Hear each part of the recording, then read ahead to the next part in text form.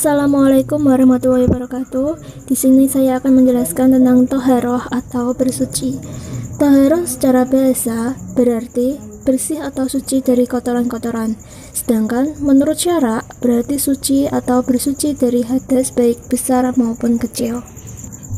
Suci dari hadas dapat dilakukan dengan cara berwudu, tayamum, dan mandi. Sedangkan suci dari hadis dapat terhindar dari segala hal-hal yang berkaitan dengan najis, baik anggota tubuh, pakaian, maupun tempat. Media yang dapat digunakan untuk toharoh atau bersuci yaitu air yang suci dan mensucikan. Air yang suci dan mensucikan ini ada 7 macam, yaitu 1. Air hujan, 2. Air sumur, 3. Air sungai, 4. Air telaga, 5. Air embun, 6. Air laut, 7. Air salju. Selain itu ada debu dan batu. Untuk pembahasan selanjutnya yaitu ada hadas dan najis. Hadas sendiri yaitu merupakan kondisi yang bersifat non-fisik yang melekat pada diri seseorang karena hal-hal tertentu yang dialaminya atau dilakukannya. Hadas sendiri dibagi menjadi 2 macam, yaitu hadas kecil dan hadas besar. Hadas kecil sendiri itu seperti buang angin, buang air, bersentuhan antara kulit laki-laki dan perempuan yang bukan mahramnya tanpa penghalang. Sedangkan untuk hadas besar yaitu seperti haid, nifas, keluarnya air mani, dan bersetubuh. Hadas kecil dapat bersesuci dengan berwudu atau dengan tayamum. Sedangkan hadas besar dapat bersesuci dengan mandi besar atau jinabah. Kemudian ada najis yang merupakan kotoran yang bersifat fisik seperti kotoran manusia, hewan, darah, air kencing, dan sebagainya.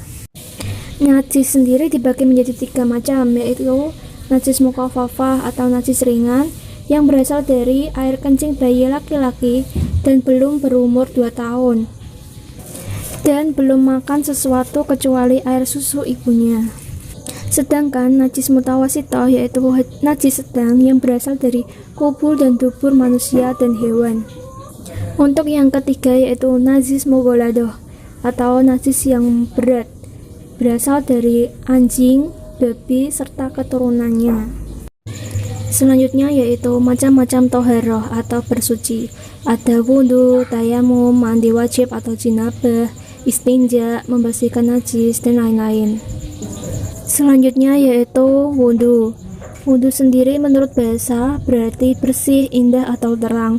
Sedangkan menurut istilah, wudu artinya bersuci dari hadas kecil sebagai syarat sahnya suatu ibadah seperti sholat dan membaca Al-Quran. Syarat-syarat wudu sendiri yaitu 1. Beragama Islam, 2. Tamyiz, yaitu dapat membedakan antara yang baik dan mana yang buruk. Yang ketiga, tidak sedang berhadas besar. Yang keempat, tidak ada halangan antara anggota wudu atau kulit dan air seperti cat kering, getah, dan yang lain sebagainya. Yang kelima yaitu mengetahui mana yang wajib dan mana yang sunnah dalam berwudu. Yang keenam, menggunakan air yang suci dan mensucikan seperti yang sudah dijelaskan tadi. Selanjutnya yaitu fardu wudu dan sunnah wudu. Fardu wudu yaitu pertama, niat, kedua, membasuh seluruh muka, ketiga, membasuh kedua tangan sampai siku, yang keempat, mengusap sebagian rambut kepala, yang kelima, membasuh kedua kaki sampai mata kaki, yang keenam, tertib atau berurutan. Kemudian untuk sunnah wudunya yaitu pertama, membaca basmalah, kedua, membasuh kedua telapak tangan sampai pergelangan, ketiga, menghisap air ke hidung dan dikeluarkan lagi, keempat, mengusap seluruh kepala dengan air, kelima, mengusap daun telinga dan bagian dalamnya, keenam, mendahulukan anggota yang kanan daripada yang kiri, ketujuh, membasuh dan mengusap anggota wudu sebanyak 3 kali, ke-8, membasuh sela-sela jari, ke-9, membasuh sela-sela jenggot. Untuk selanjutnya yaitu hal-hal yang membatalkan wudu. Pertama, keluarnya zat dari kubul maupun dubur. Kedua, bersentuhan antara kulit laki-laki dan perempuan yang sudah balik dan bukan mahramnya. Ketiga, menyentuh kemaluan dengan telapak tangan. Keempat, keluarnya mazi dan wadi. Kelima, hilangnya akal. Keenam, murtad atau keluar dari agama Islam. Kemudian yang akan dibahas yaitu tayamum. Tayamum sendiri adalah bersuci dalam keadaan darurat untuk diperbolehkannya sholat. Tayamum sendiri merupakan sebuah ruksah atau keringanan dalam beribadah sholat, yakni dalam menggantikan wudhu yang menggunakan air dengan tayamum menggunakan debu. Sebab-sebab tayamum sendiri yaitu pertama, tidak adanya air sama sekali meskipun telah berusaha mencarinya. Kedua, sakit yang akan bertambah parah jika terkena air. Ketiga, air yang ada hanya untuk cukup minum dan tidak memungkinkan digunakan untuk berwudu. Selanjutnya yaitu fardu tayamum dan sunnah tayamum.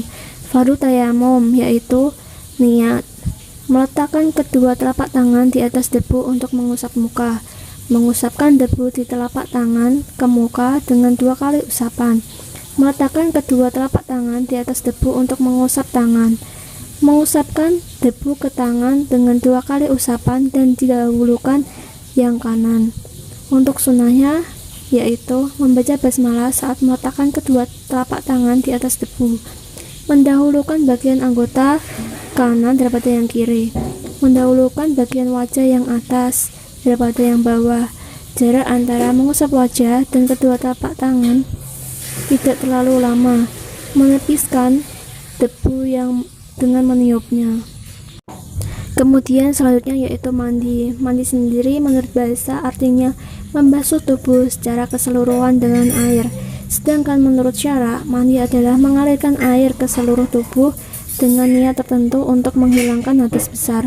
Sebab-sebab diwajibkannya mandi yaitu ada bertemunya 2 kelamin, keluarnya air mani, haid, nifas, keluarnya darah wiladah walau setetes, mati kecuali mati syahid. Fardu dan sunnah mandi. Fardu mandi yaitu niat, meratakan air ke seluruh tubuh, membersihkan najis yang ada di tubuh.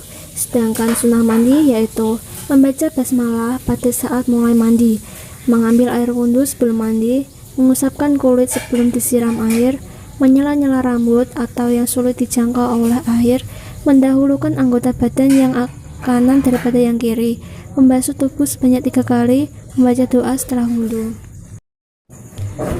Selanjutnya yaitu istinja. Istinja sendiri dapat dilakukan dengan membersihkan najis setelah buang hajat besar atau kecil, menggunakan air atau batu.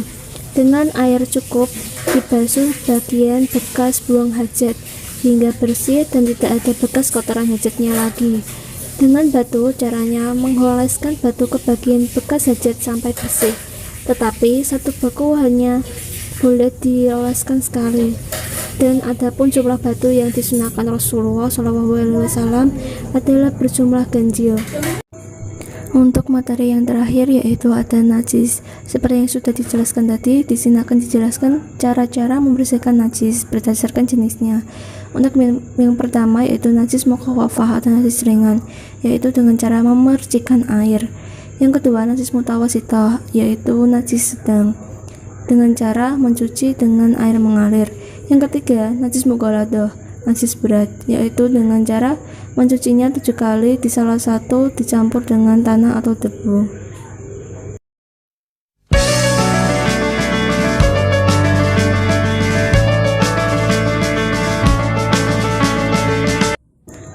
Di sini saya akan mempraktekkan bagaimana cara-cara berwudu sesuai materi yang sudah disampaikan tadi. Pertama yaitu membaca basmalah dan niat sebelum membasuh muka.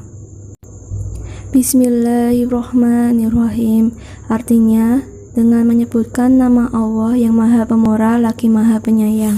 Dan ketika membasuh muka kita membaca niat yaitu nawaitul wudu aliraf'il adasil asghari fardhu lillahi ta'ala, artinya saya niat berwudu untuk menghilangkan hadas kecil fardu karena Allah Ta'ala. Membasuh wajah sebanyak 3 kali, kemudian membasuh kedua tangan sampai siku-siku sebanyak 3 kali. Kemudian mengusap sebagian kepala sebanyak 3 kali. Lalu membasuh kedua kaki sampai mata kaki sebanyak 3 kali.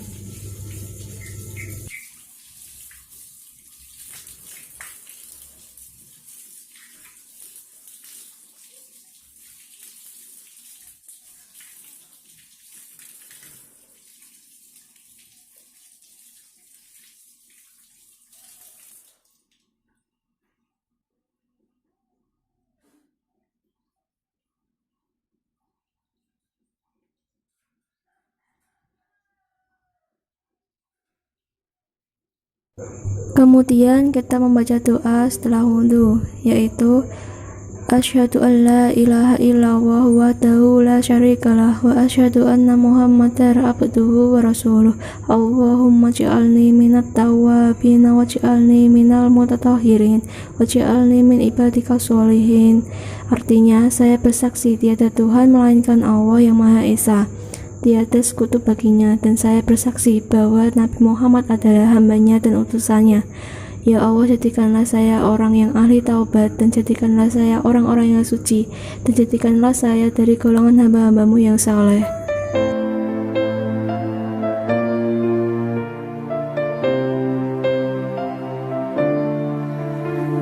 Kemudian praktek tayamum. Membaca basmalah. Bismillahirrahmanirrahim, artinya dengan menyebut nama Allah yang Maha Pemurah lagi Maha Penyayang. Kemudian membaca niat. Nawaitu tayammuma listibahati sholati fardhu lillahi ta'ala, artinya aku berniat melakukan tayamum agar dapat mengerjakan sholat fardu karena Allah Ta'ala. Akan diusapkan ke muka sebanyak 2 kali usapan. Mendahulukan bagian yang kanan daripada yang kiri. Gerakan mulai dari atas ke bawah. Letakkan kedua tangan di atas debu. Usapkan ke tangan sebanyak 2 kali dengan mendahulukan bagian yang kanan terlebih dahulu daripada yang kiri.